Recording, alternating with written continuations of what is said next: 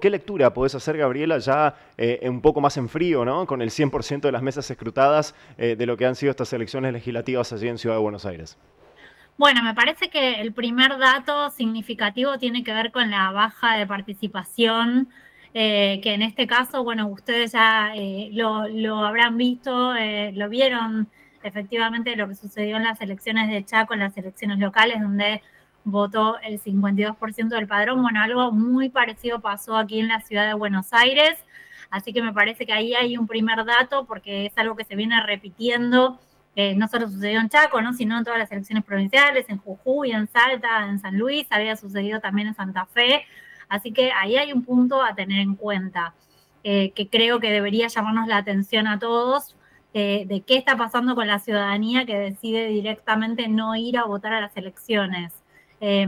Por otro lado, obviamente, el triunfo de La Libertad Avanza, con el vocero presidencial, con Manuel Adorni, y creo que esto tuvo que ver con el involucramiento directo del presidente Javier Milei, la decisión de La Libertad Avanza de apostar toda la ciudad de Buenos Aires, de nacionalizar la discusión en la ciudad de Buenos Aires, porque su primer objetivo, el objetivo político de Javier Milei, es justamente quedarse con el liderazgo de ese espacio de derecha que hasta ahora ocupaba Mauricio Macri, ¿no? Digo, terminar de ratificar ese liderazgo que, bueno, obviamente empezó a ganar a partir de las elecciones de 2023. Ujú. Así que ahí creo que está el otro dato, la derrota muy fuerte del PRO en la Ciudad de Buenos Aires después de casi 20 años, después de 18 años, ¿no? Pero 20 años del PRO en la Ciudad de Buenos Aires, es un dato político muy fuerte. Y bueno, en segundo lugar que queda el peronismo, que llevó como candidato a Leandro Santoro, que yo entiendo que hizo una buena elección dado el contexto de lo que está sucediendo con el peronismo Sí. a nivel nacional, pero estuvo un poco por debajo tal vez de las expectativas que se habían generado en la previa, ¿no? Que hasta se creía que podía llegar a ganar. Gabriela, ¿considerás que la ruptura del PRO fue la que le costó un poco las elecciones justamente después de 18 años de gobierno, como bien decías allí en Cava?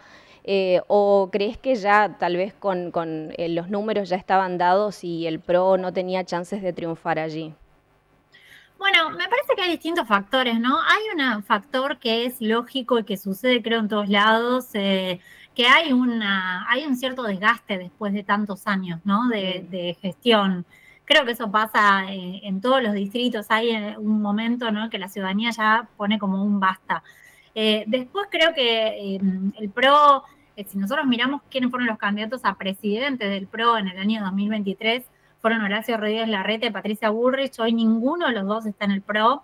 Entonces, bueno, creo que ahí sufrió muchas fugas en este tiempo.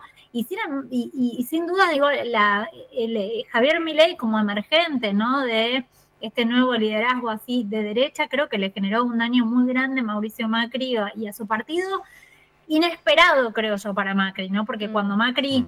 le da el apoyo a Javier Milei en el balotaje 2023 y después el PRO le vota absolutamente todas las leyes a La Libertad Avanza y hasta le ofrece sus equipos de gobierno para el gabinete. Bueno, creo que pensaba que iba a tener otro tipo de respuesta de parte de Javier Milei, que evidentemente no la tuvo, porque siempre en la mira de la Casa Rosada estuvo quedarse con ese electorado, ¿no? No Ujú. hacer un acuerdo con Macri, sino quedarse con su electorado. Sí, fue algo parecido, imagino, a lo que pasó en su época o en su tiempo, ¿no? Con Mauricio Macri y la Unión Cívica Radical, ¿no? Ahora, Gabriela, te hago una consulta, ¿no? Con el PRO totalmente dividido ahora justamente así en la ciudad de Buenos Aires, con un peronismo que sigue, entiendo, teniendo mayoría en la legislatura, ¿con qué escenario se encuentra Jorge Macri, ahora el actual jefe de gobierno porteño, de cara a lo que resta justamente de su gestión? Sí, es complejo, ¿no? Porque la mayoría, la primera minoría en realidad la va a tener el peronismo. Jorge Macri va a tener que apelar a algún tipo de acuerdo para poder sacar leyes en la legislatura. Recordemos que en realidad Jorge Macri también fue sufriendo de distintos desprendimientos hasta ahora en los bloques de lo que era Juntos por el Cambio en la legislatura, porque Juntos por el Cambio era el PRO, la Unión Cívica Radical, la coalición cívica, que se fueron separando del PRO en este tiempo, y no solo eso, sino que además Jorge Macri, el bloque del PRO también sufrió fugas porque hubo legisladores que se fueron con Patricia Bullrich directamente, ¿no? Ya el año pasado. Entonces, frente a ese escenario, en realidad, respecto de los legisladores que ponía en juego Jorge Macri, bueno, no es tan catastrófico, digo, en cuanto a lo que tenían que renovar. Pero sí es cierto que no le va a dar el número, ¿no? No tienen la mayoría holgada que tenían, que tuvieron durante todo este tiempo. Realmente el PRO gobernó 20 años o 18 años con una mayoría importante, siempre con acuerdos, ¿no? Con la UCR, con la coalición cívica. Rodríguez Larreta lo extendió igual un poco más todavía porque hizo hasta acuerdos con el socialismo, pero digo, siempre tuvieron un número muy importante en la legislatura, se le va a complicar un poco más ahora, ¿no? Va a ver, veremos, digo, si cierra un acuerdo el PRO con la Libertad Avanza, y eso cierra, por ejemplo, en la provincia de Buenos Aires, bueno, veremos si en la ciudad eso se traduce también en un acuerdo para la legislatura, si la Libertad Avanza le va a dar los votos a Jorge Macri para la legislatura. Me parece que está un poco lejos por ahora de eso. Ahora la Libertad Avanza fortalecida en Cava. También hicieron lo propio por ahí en algunas otras provincias que pudieron jugar con alianzas o también con candidatos propios. De a poquito van ganando espacios políticos dentro de las representaciones legislativas. Ahora pregunto, ¿se comienza a reconfigurar el mapa para lo que serán las elecciones en provincia de Buenos Aires y también pensando en un escenario para las elecciones legislativas nacionales? Sí, bueno, nosotros en la provincia de Buenos Aires las elecciones están convocadas, las locales, para el 7 de septiembre y después están las nacionales del 26 de octubre. Me parece que, bueno, por un lado hay que ver si el PRO va a cerrar algún acuerdo con la Libertad Avanza o no, o si hay un sector del PRO que no entra en ese acuerdo y entonces va por otro lado, con un sector del radicalismo.